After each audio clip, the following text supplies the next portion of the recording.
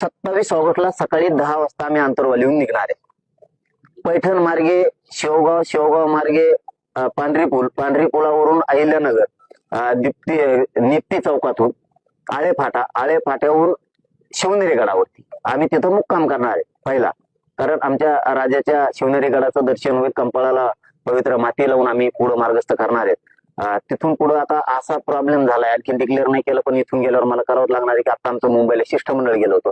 शिष्टमंडळाने असं सांगितलं की ते माळशेज घाट जो आहे आणि जुन्नर मधल्या आणि शिवनेरी किल्ल्याच्या पायथ्याच्या लोकांनी पण सांगितलं की घाट इतका भयंकर आहे म्हणे की इतकं धुकं आहे तिथं की दिसत पण नाही पुढचं 20 फुटावरचं सुद्धा, आणि खूप दरडी कोसळत्यात, आणि 50-60 किलोमीटर असं अंतर आहे की तिथं पंक्चर गाडी झाली तर पंक्चर काढायला जागा नाही, किंवा एखादी गाडी बिघडली एक तर मागचे सगळे लाखो गाड्या आपल्या जाम होणार आहे.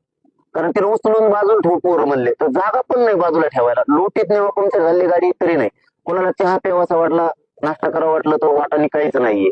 मग ते हाल होऊ शकतात आपल्या लेकरांचे. म्हणून काहींचं म्हणणं आहे आमच्या गेलेल्या शिष्टमंडळाचा आत्ताच्या मुंबईच्या की शिवनेरीचा पहिला मुक्काम आपलं काही कटत नाही आणि किलोमीटर पण वाढत नाही, 17 किलोमीटर वाढतंय असं म्हणणं आहे, फक्त कल्याण कटतंय. तर आपण असं करूया की शिवनेरी गडाचा मुक्काम करून चाकणला जाऊ, राजगुरू मार्गे चाकण खेड मार्गे, आणि तिथून